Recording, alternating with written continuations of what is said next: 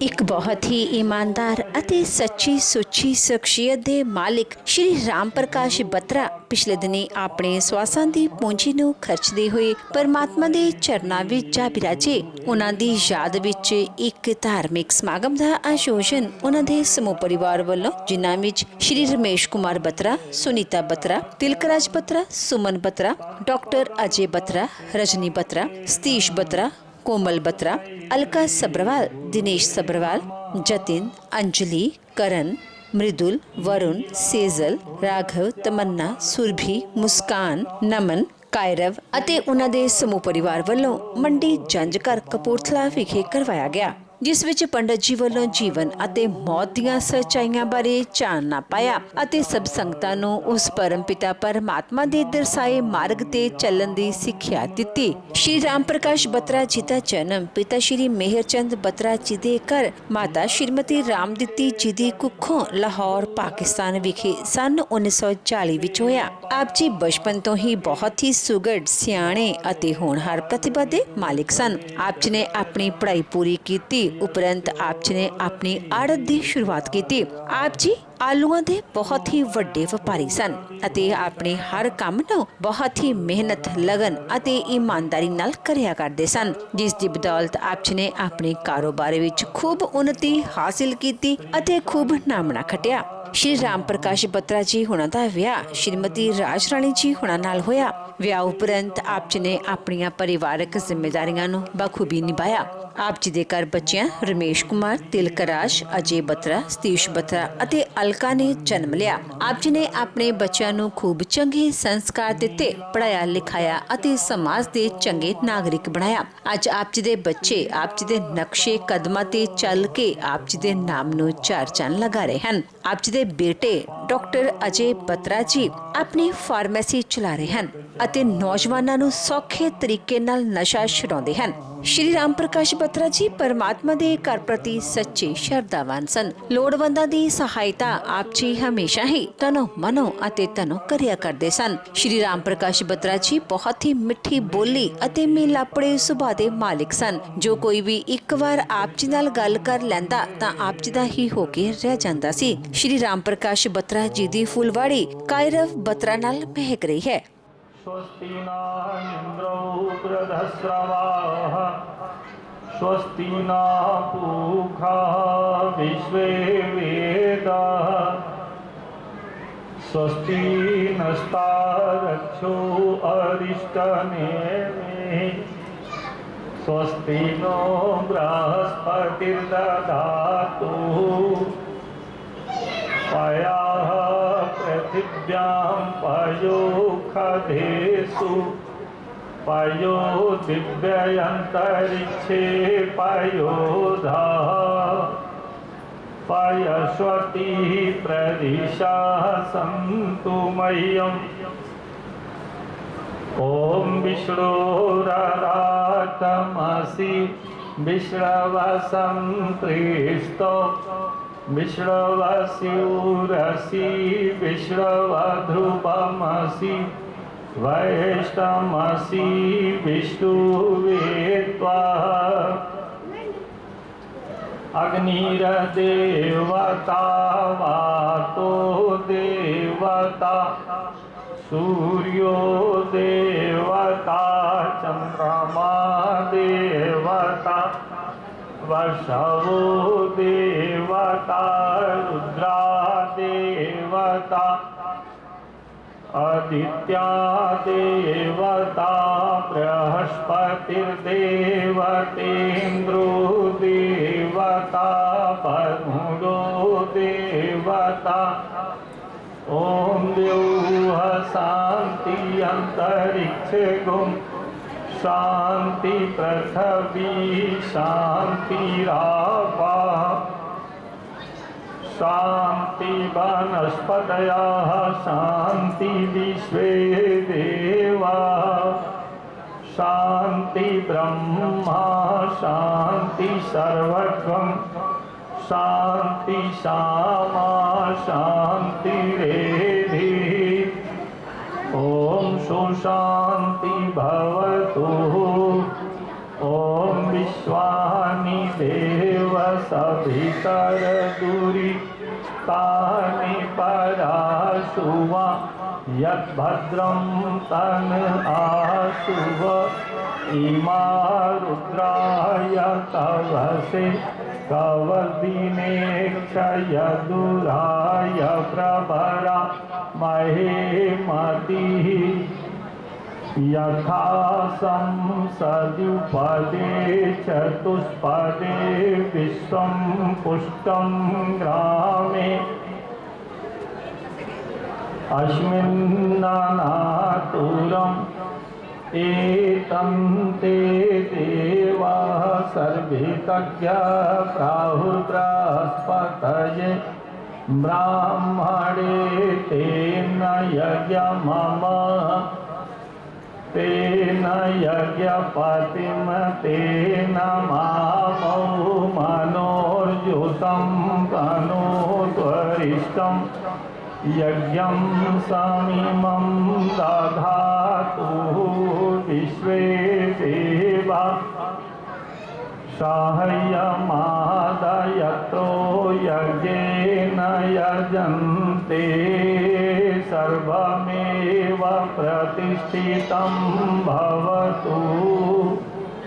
ॐ गणानां त्वा गणपतिं हवामहे प्रियनां त्वा प्रियपतिं हवामहे वशो मम आहमजानि गर्भधा मत्वा मजासि गर्भधम् कामो गणेभ्यो गणपतिभ्यश्च वो नमो नमो प्रातेभ्यो व्रतपतिभ्यश्च वो नमो नमो ग्रेसेभ्यो ग्रेसपतिभ्यश्च वो नमो नमो विरूपेभ्यो विश्वरूपभ्यश्च वो नमो नमः।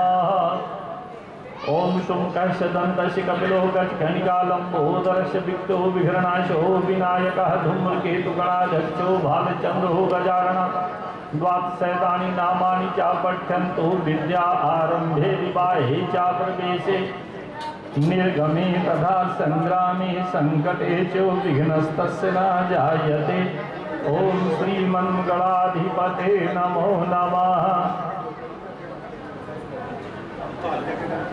आसरा इस जहाँ का मिले ना मिले मुझको तेरा सहारा सदा चाहिए। कभी अनुराग है कभी बैराग है कभी अनुराग है कभी बैराग है। यहाँ बदले हैं मालीबाग बदले नहीं। यहाँ बदले हैं मालीबाग बदले नहीं। ओ मेरे दिल में बसेरा तेरा चाहिए। मेरे दिल में बसेरा तेरा चाहिए। आसरा इस जहाँ का मिले ना मिले मुझको तेरा सहारा सदा चाहिए। बड़ी धीमी है चाल और पथ है विशाल। बड़ी धीमी है चाल और पथ है विशाल। हर कदम पे मुसीबत है तू ही संभाल। हर कदम पे मुसीबत है तू ही संभाल। पैर मेरे पैर मेरे थके हैं चले ना चले, पैर मेरे थके हैं चले ना चले, मेरे दिल में बसेरा तेरा चाहिए, आसरा इस जहाँ का मिले ना मिले, मुझको तेरा सहारा सदा चाहिए। क्या भरोसा है, क्या भरोसा है, क्या भरोसा है इस जिंदगी का, क्या भरोसा है इस जिंदगी का, वो साथ देती नहीं है किसी का, वो साथ देती नहीं है किसी का, हो मेरे दिल में बसेरा तेरा चाहिए, आसरा इस जहाँ का मिले ना मिले, आसरा इस जहाँ का मिले ना मिले, मुझको तेरा सहारा सदा चाहिए।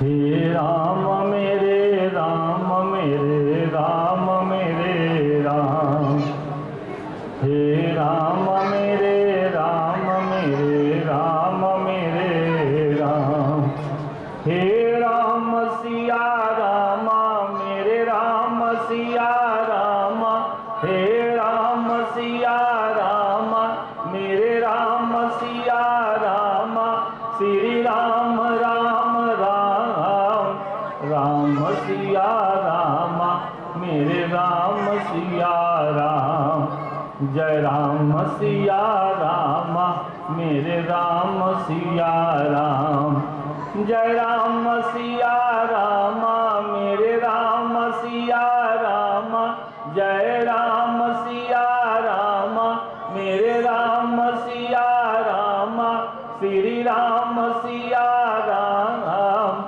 राम सिया रामा, जय राम राम राम, हे राम सिया रामा जय राम राम राम, हे राम मेरे रामा जय राम मेरे रामा, सिया राम श्री राम सिया राम राम सिया राम, हे राम मेरे राम, हे राम मेरे राम, श्री राम सिया राम, हे राम मेरे राम, श्री राम सिया राम। बोलो श्री राजा रामचंद्र महाराज की जय। उपस्थित सज्जनों, आज हमारे भाई राम प्रकाश जी बत्रा, हमारा इनसे 25-30 साल से थे। कभी दूर से भी देख रहे हैं तो पंडित जी पास आके राम राम नमस्कार, बड़ा स्वभाव बहुत अच्छा। लेकिन अब आ गया अंतिम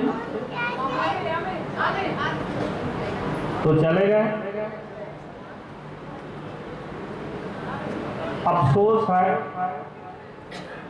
बाकी परिवार भाई अफसोस श्री कृष्णलाल जी, जगदीश लाल जी, रमेश कुमार जी, बेटे रमेश कुमार जी, तिलक राज जी, अजय कुमार जी, सतीश कुमार जी और भी समस्त बत्रा परिवार, सब्बरवाल, अरोड़ा कुमार परिवार, सभी सगे संबंधी, ये अंतिम क्रिया है। हम गृहस्थी लोग हैं। मनुष्य के जन्म से लेके मृत्यु पर्यंत 16 संस्कार हैं। कितने? 16। ये जो संस्कार अभी हम लोग कर रहे हैं, इसका नाम है अंतिम संस्कार। इसमें इसके बाद कोई संस्कार नहीं है। एक बात आपको बताऊं, इसके पहले जो 15 संस्कार होते हैं, ये सब पैसे से होते हैं। ब्याह, शादी, मुंडन जो भी है। लेकिन ये जो संस्कार है यहाँ धन की नहीं, ये प्रभु नाम की आवश्यकता है। इसलिए यहाँ जितने लोग बैठे हैं, मैं सबसे विनती करूंगा, प्रार्थना करूंगा। और यही नहीं, हम गृहस्थी लोग हैं, ऐसी सभाओं में हमें जाना ही पड़ता है कि नहीं? ऐसी सभाओं में हमें जाना ही पड़ता है। और जब कभी ऐसी सभा में आप जाओ, तो जितनी देर आप बैठे रहो, उतनी देर सीताराम के नाम का जप करते रहो। और कोई प्रपंच बातचीत नहीं करनी चाहिए, क्योंकि ये इस समय यही श्रद्धांजलि है। अब ये रुपया पैसा धन दौलत जो सो यही, अब तो क्या जाएगा? राम नाम की गठरी। गरुड़ पुराण के 16वें अध्याय में लिखा है कि जब प्राण निकलने का समय आएगा, तो जब आपके कान में राम राम पड़ेगा, जो जिंदगी में आपने राम नाम की गठरी इकट्ठी की है, तो प्राण सौखे निकल जाए। इसलिए इस समय कभी भी हम जाएं, कभी ऐसी सभा में, तो जितनी देर बैठे हैं तो सीताराम का जप करें। अभी मैं प्रार्थना करता हूँ, सभी आराम से बैठ के सीताराम का जप, और ये भगवान का सत्संग है। अफसोस के साथ ये सत्संग है। पंडित जी ने श्री गरुड़ पुराण की कथा पढ़ी है। इसके अंदर 16 अध्याय हैं जी। पहले अध्याय की कथा आपको बताता हूं। हमारा जो जीवन है बाबूजी, ये कोई साल महीने में नहीं है। हमारा जीवन है कोई साल महीने में नहीं है। हमारा जीवन श्वासों की गिनती है। जब माता के गर्भ में हम आते हैं, तो हमारे श्वास की गिनती लिखी जाती है कि इतनी श्वास आपने लेने हैं। तो अब वो जो श्वास आपको मिली है, उसे आप किस काम में प्रयोग करोगे? इतनी सी बात है। जेरे श्वास सानू मिल गए, जी आप राम राम जपिए ताभी साडा सास मुकदा। राम राम कहोगे तो भी श्वास कम होगा। किसी की चुगली निंदा करोगे तो भी श्वास कम होगा। किसी को गाली दोगे तो भी श्वास कम होगा। कभी सोचो, एक बंदा सवेर तो लेके शाम तक मेहनत करके 1000 रुपए की दिहाड़ी कमांदा, ਉਹਦੇ ਵਿੱਚੋਂ ਜੇ 5 रुपए भी ਐਵੇਂ ਚੱਲ ਜਾਏ, यार तू 5 रुपए खराब कर कि नहीं जी? आप इन्हें गलत करें यार, तू 5 रुपए खराब कर। और ये मेरी श्वास जो भगवान ने मुझे दी है, इसकी श्वास जब हम खराब करते तो चिंता ही नहीं होती। जबकि रुपया तो मिल जाएगा, झगड़ा जाएगा, रुपया तो कमाई बढ़ती रहती है, पर श्वास एक भी नहीं मिलेगा, एक भी नहीं मिलेगा। जब मेरा कोटा पूरा हो गया, उस तो बाद एक भी नहीं मिलना, ठीक है? इसलिए इसकी कदर करो। इसलिए मैं कहता हूं अपने श्वास की कदर करो। ये श्वास ऐसे नहीं है, बड़ी ही 84 लाख योनि। कितनी? 84 लाख योनि। कीड़ा मकोड़ा, पशु पक्षी, जलचर, थलचर, नभचर सब भोग करने के बाद ये मनुष्य की काया मिली है। और इस मनुष्य की काया की जो श्वास मिली है, इसका हम सदुपयोग करेंगे, दुरुपयोग नहीं। इसलिए जो श्वास मिली है इसको सत्कर्म में लगाएं, दोबारा नहीं मिलनी।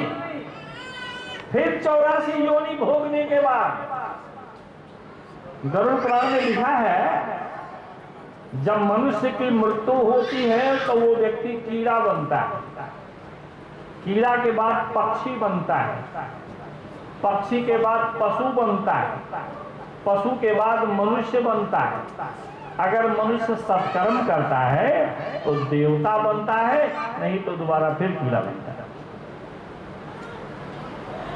सारी जिंदगी की कमाई से कोठी बनाई, जो हुक्म नहीं है तो एक रात हम बस नहीं सकते, कि बस सकते नहीं बस। मेहनत करके भोजन बनाया, एक गराई भी अंदर नहीं जाएगी, ये समझने की आवश्यकता है। इसलिए इस श्वास की वैल्यू को पहचानो, और जब मेरे श्वास की वैल्यू खत्म हो गई तो दोबारा नहीं मिले। गुरु महाराज ने हमें पहले ये फरमाया है कि मरण लिखाए मंडल बनाए। जीवन लेके नहीं आए मंडल में, मरण लिखा के आए। तो मरना है हमने। उससे पहले बस ये साल जो भी महाराज जी पूछे, जब हमारे व्यास सिंह जी कह रहे थे कि सिमर सुख पाओ, आप जो हो पुराना हो, इस बात का जिक्र हमारे पंडित जी कर रहे थे। सिमरन और सेवा ये हमारा जीवन का भी होना चाहिए। जो इस ध्येय पे चल जाता है, जिसको ये बात समझ में आ जाती है, वैसे बात समझ में आती नहीं। दर्शन को लोचे सब कोई, दर्शन सभी चाहते हैं हमारा, उस निरंकार का, उस वाहिगुरु का दर्शन सब चाहते हैं, लेकिन होते भाग्य वो भाग्य जब तक वो पूरे कर्म नहीं हो जाते तब तक वो निरंकार वाहिगुरु दर्शन होते नहीं। दर्शन को लोचे सबको, लेकिन बिना भाग्य से दर्शन होते नहीं।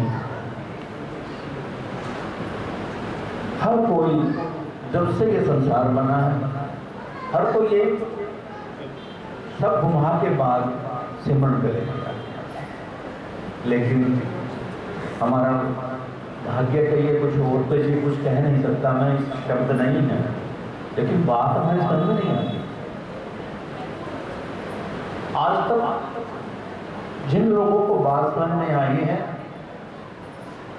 वो बचपन से ही आ गई, नहीं तो बड़े होके तो संसार हमें नोचता ही चला जाता है। जो उपजा सो भी नसीब और पढ़ो आरोप की बात, ये सब कहते हैं कि जो उपजा सो भी नसीब, जो पना है वो टूटेगा जरूर। और सभी, मैंने कहा ना पहले जो बात कही है कि मरण लिखा है, जीवन लेके नहीं आए हैं। ज्यादा हम अपने आप पे कराते चले जाते हैं। आज मैं बच्चा था, बचपन नहीं रहा, लड़कपन आया वो भी नहीं रहा, जवानी आई वो भी नहीं रही, अधेड़ उम्र में आई वो भी नहीं रहा, बुढ़ापा आया वो भी नहीं रहा। रहना कुछ नहीं, रहना केवल एक प्रावधान नाम और कुछ नहीं रहना। लेकिन पता नहीं क्यों प्रकृति का ऐसा खेल है, प्रभु की उस निरंकार की ऐसी माया है कि हमें थोड़ी देर तो बात समझ में आती है, ऐसे दिलाते अगली बात फिर जकड़ लेते, बात समझ में नहीं आती। कहाँ हमने अपना सिर नहीं झुकाया है, किसके आगे हमने सिर नहीं झुकाया। झुकाते तभी हैं जब हमें अपनी जरूरत होती है। ये तो सिर्फ झुकाते नहीं हैं, उसकी जरूरत के अनुसार सिर नहीं झुकाते, अपनी जरूरत के अनुसार सिर झुकाते हैं। जब हमें अपनी जरूरत में निरंकार को पाने की जरूरत नहीं है, हमें अपने संसारिक जरूरतों के लिए हम सिर झुकाते हैं। आप है ना हमारे यहाँ, सबको देखती है, सबको देखती है और अच्छी तरह देखती है, कहना कहीं देख लिया, चंगी तरह देख लिया, ज्यादा ना बोलना। लेकिन इसी आप में कुछ हल्का सा डल जाए ना तो उसे नहीं देखता। ये सभी को देखती है, लेकिन इसके इसी के अंदर कोई हल्की सी चीज डल जाए ना तो उसे नहीं देख पाते। तो इसी में कमी आ गई ना, अपनी कमी नहीं देख पाते हैं, बाकी सबकी देख लेते हैं।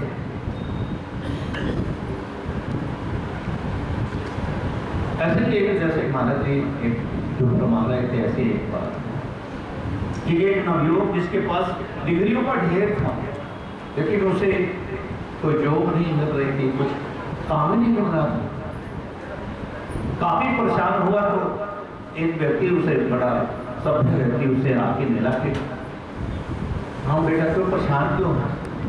कहता क्या पढ़ाई मैंने कर ली, इतना सब कर लिया, लेकिन जो भी नहीं मिल रही, कोई काम ही नहीं मिल रहा, खाली घूम रहा हूँ, जेब खाली, इस पढ़ाई का क्या करूँ? कहता तू सच में काम करना चाहता है?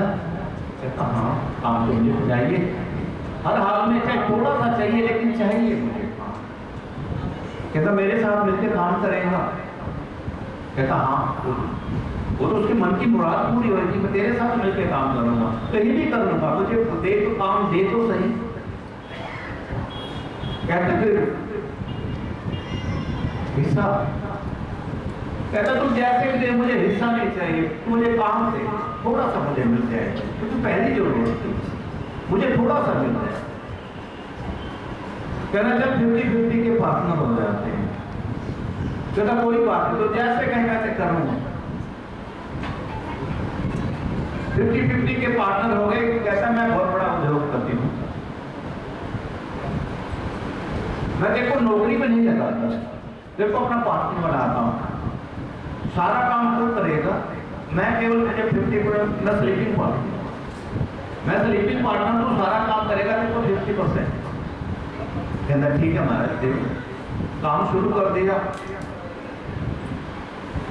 थोड़े दिन वो काम बड़े मेहनत से काम कर रहा था, वो आता साल के बाद पूरा हिसाब करवा के, हिसाब पूरा ठीक है, क्योंकि पहले उसे जरूरत थी 1 साल 2 साल उसने काम अच्छा से किया। 2 साल के बाद आता अपना हिसाब लेता, 50% का मुनाफा लेके चला गया। 2 साल के बाद प्रकृति ने उसे ऐसे उंगली लगाई, तो उस काम को क्यों सारा करता है, ये आता है 50% लेके चला जाता है। अगले साल जब आया तो उसने नाम लो कर दी कि भाई काम तो मैं सारा करता हूँ। अच्छा चल ठीक है, तू करता है काम, मेहनत से कर रहा है, चल 25% और ले दो, तो 75 में 25। कहते ठीक है, बात 75-25 में गए, 1-2 साल फिर काम चला, 2-3 साल के बाद फिर गुड़ का पहले बात बन गया, फिर बन जाएगी।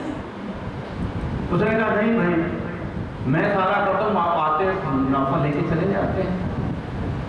कहता कोई बात नहीं, जब तू 90-10 में तू 90% कमा ले, जितना मुनाफा दे रहा 90% 10% मेरा।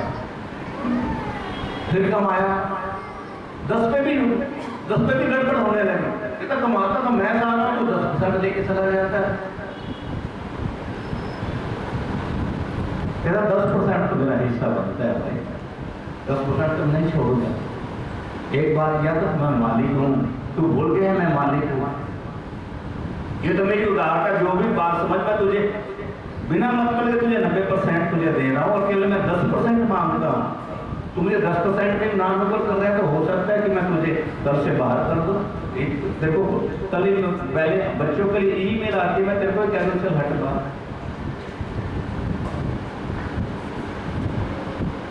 यही बात गुरु महाराज जो निराधार में समझाते हैं कि भाई 10% तो हम सबको देना ही होगा। वो दशमंत की जो बात कर रहे हैं 10% देना। इसलिए गुरु महाराज ने ये बात हमारे महापुरुषों ने ये बात मुझसे निकाली है कि 10% से कम काम नहीं चलेगा। तुम 1% 2% करो, कल को वो भी मना कर दो, हम मालिक हैं। दशवांश तो आपको देना हो, उसके बिना काम नहीं चलता। दशवांश तो आप सबको देना होगा, और जो कमाते हो उसका भी, और जो उस प्रभु ने दिया है उसका भी। स्वास्थ्यों का भी 10% आपको देना होगा प्रभु सिमरन में, और जो कमाया है उस कमाई में से, नहीं तो बिना उसमें से निकाले। क्योंकि जब हम छत बनाते हैं, घर बनाते हैं ना, तो उसमें से एक सुराख रखते हैं, जो बरसात का पानी वो निकल जाए, छत हमारी खराब ना हो जाए। तो इसलिए दशवांश हमारे महापुरुषों ने ऐसे निकाला है कि ये तुम्हारा दूषित ना हो जाए। जितनी कमाई, तुम पता ही हम सारा दिन झूठ सच बोल के कमाई करते हैं, इतनी गिरत तो करते नहीं है कि बिल्कुल 10 लोगों के बिल्कुल स्पष्ट कमाई आ जाए धन। उससे तो दाल रोटी चलेगी, गाड़ी नहीं चलेगी हमारी, साइकिल भी नहीं मिलेगी, पैदल ही जाना पड़ेगा। अगर हम शुद्ध कमाई कमाएं, बिल्कुल बच्चों को साइकिल नहीं मिलेगी, बच्चे गाड़ियों में नहीं जा सकते। तो भाई इसलिए वो दशवांश निकालना पड़ता है, ताकि वो जो आया है घर में उसकी शुद्धता बनी रहे। सिमरन इसलिए करना चाहिए जबान की शुद्धता बनी रहे, ये शुद्ध रहे। दशवांश निकाला, धन की शुद्धता बनी रहे, ये शुद्धता तो हमें करनी ही हो। 10% से तो वो मांगता नहीं है, और जो 10% करके नहीं होता है। और इसलिए जो गुरु महाराज ने कहा कि मरण लिखाए मंडल में आए, वो तो माँ के गर्भ में ही हमारे कंधे पे बैठ गए थे। जो ये कोई सोचता बाहर आके नहीं, बाहर आके कुछ नहीं होता। जो भी होता है माँ के गर्भ, उसी यूनिवर्सिटी में, माँ के गर्भ की जो गर्भ रूपी यूनिवर्सिटी है, सब कुछ उसी में लिखा जाता है। ये सब पूरा का पूरा हाल, पूरा का पूरा विवरण, कब इसको जॉब मिली है, कब इसको रिटायरमेंट होनी है। जब हमारी जॉब लगती है ना, उसी दिन साल रिटर्न हो जाती है, कितने साल के बाद इसको रिटायर होना है, कौन सी डेट तो है वो होने की। हाँ, बीच में गड़बड़ हो जाए, सस्पेंड हो जाए, टर्मिनेट हो जाए, तो उसकी कार्रवाई। जितने भी हमारे मुसीबतें, ये उल्टे सीधे काम हम करते हैं, तो सारी मुसीबतें आती हैं, वो हमारे जो हम नौकरी के दौरान, जो हमारे जीवन के दौरान, क्योंकि बड़े भाग मानुष तन पावा सुर दुर्लभ सब जन के पावा। ये बात बाबा तुलसीदास ने ऐसे नहीं कि बड़े भाग्य मानुष तन पावा। ये श्वास पूरे संसार की दौलत एक श्वास दे नहीं सकती। पूरे संसार की दौलत दे दी जाए किसी को, तो एक श्वास मुझे अपना दे दे, तो दे नहीं सकता कोई भी। तो इसलिए भी मेरी तो यही सबसे प्रार्थना है। इसी प्रार्थना थोड़ा समझिए, ज्यादा समझिए, और जाने वाले हमारे अजीज बसरा जी, जिन्होंने इस बात को कुछ समझा, तो आज उसने समझा, उस रास्ते पे चले, तो आज हम सब मिल के उनकी अंतिम श्रद्धांजलि देने के लिए हम सब एकत्र हुए हैं। कोई ऐसे नहीं आ जाता किसी को, परिवार वाले को नहीं, क्योंकि जो प्यार का पैमाना नहीं होता। तब प्यार को मापने को कौन कितना प्यार करता है, कितना कोई किससे कितना प्यार करता है, कोई पैमाना नहीं। अकेले तो हम बचपन से हैं। तो एक लाइन कभी आपने सुनी होगी कि आईने के सौ टुकड़े करके हमने देख लिए, एक में भी तन्हा थे, 100 में भी रहना अकेला। ये बात बचपन से समझ में नहीं आती है। एक आईने के 100 टुकड़े करके सारे लगा दो दीवार के ऊपर, सब में अकेले अकेले दिखेंगे, जिधर मुख करेंगे उधर ही अकेले, जिधर मुख करेंगे उधर भी। एक में भी तन्हा थे, 100 में भी रहना अकेला। इसलिए मैंने कहा कि आया है सो जाएगा राजा फकीर, एक सिंहासन चढ़ चले, एक वर्गे जंजीर। मृत्यु हमने चुननी है। कैसे मरना है? हॉस्पिटल में, सड़क पे, या सिमरन करते हुए। केवल कौन सी मृत्यु? बीमारी से जाना है, ये सब हमारी खरीदी है। ये हमने देखना है, क्योंकि एक सिंहासन चढ़ चले, एक बंधे जंजीर। एक जंजीर में वो बनते हैं जो सिमरन की तरफ नहीं जाते, और सिमरन करते हैं प्रभु संग लेने। इसलिए भाई जिसने भाई कन्हैया ने कोई ज्यादा सिमरन नहीं किया, केवल एक कहना माना गुरु महाराज। बस एक पानी पियाने में कर गए, गुरु महाराज ने उनसे पार कर दिया। किसी ने सूखी रोटी खिलाई, घास वाली रोटी खाई, उससे पार हो गया। कारण कि वो देखा नहीं उन्होंने गुरु महाराज को, लेकिन गुरु महाराज वायु वो गुरु महाराज बस इतना ही याद करते, काम छोड़ के भागे नहीं, इतने में वो पार हो गए। और हम बिल्कुल उन लोगों के पास तो कुछ खाने को नहीं होता, फिर भी वो काम कर गए और हम भरे पूरे हैं, लेकिन फिर भी जीवन कर नहीं पा रहे। तो यही प्रार्थना परिवार के लिए आए हैं, हम सब गुलाबी देने के लिए। तो मेरे साथ आज मिलके सभी को जाने वाली उस कविता को श्रद्धांजलि देंगे। मेरे साथ सभी मिलके बोलेंगे, कोई जीवा खुशी को नाम रहे। ओम नमो भगवते वासुदेवाय, ओम नमो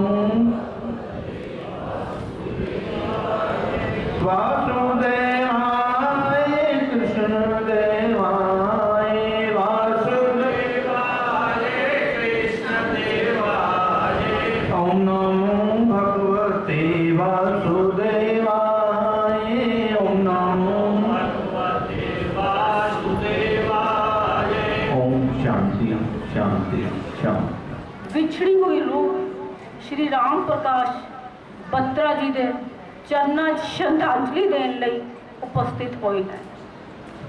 ये बड़ा दुख वाला मौका है और मैं परमात्मा के चरणों 'ਚ ये बेनती करूँगी कि इस आत्मा को अपने चरणों 'ਚ विश्राम दिओ ते परिवार को एक पाना, दुख भरिया पाना सहन की ताकत दिओ।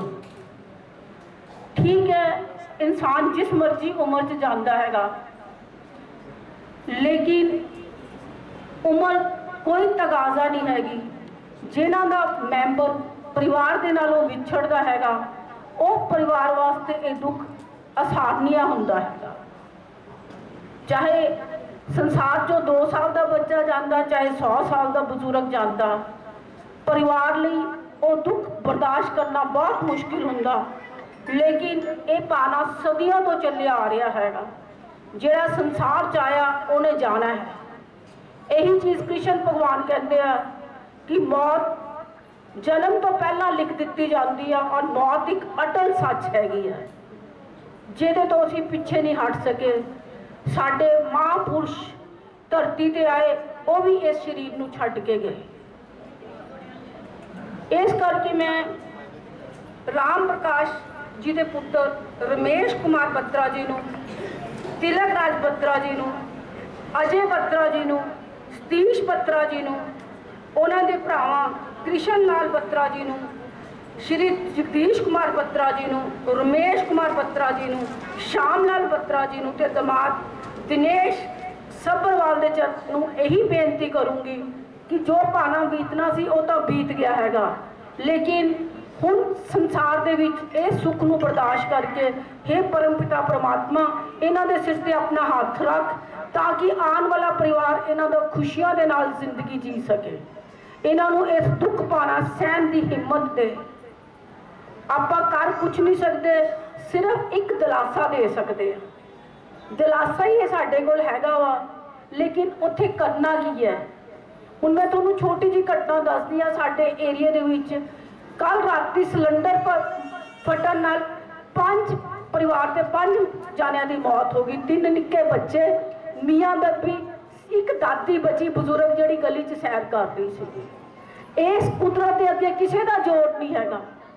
फिर भी मैं कहनी हाँ कि जिहड़ी आत्मा पिछे पूरा परिवार छड्ड के जाती हैगी आ, वो आत्मा बड़ी शुभ कर्मां वाली आत्मा हुंदी है, जिहदा पिछे परिवार उन्होंने पुछण वाला, पानी देने वाला हुंदा हैगा वा। इस करके ठीक है, भाना यह है दुनिया जिद्दां निकलो, जिद्दां विचरदे लोगों के दुख देखते हैं, उत्थों सानूं समझ आंदा वा कि दुख बर्दाश्त ही करना पैना। ये भाना टाइम टू टाइम सब जगह पर बीतदा हैगा वा। इसलिए महात्मा बुद्ध ने जो किसी माँ का पुत्र मरिया सी तो उन्हें महात्मा बुद्ध ने कहा कि मेरा पुत्र जींदा कर दे। वो कहता उस घर चो पानी लैके आ जिस घर च मौत नहीं हुई होगी। उन्होंने कोई घर ऐसा नहीं मिलिया सीगा उस माँ को जिथे मौत ना हो गया है।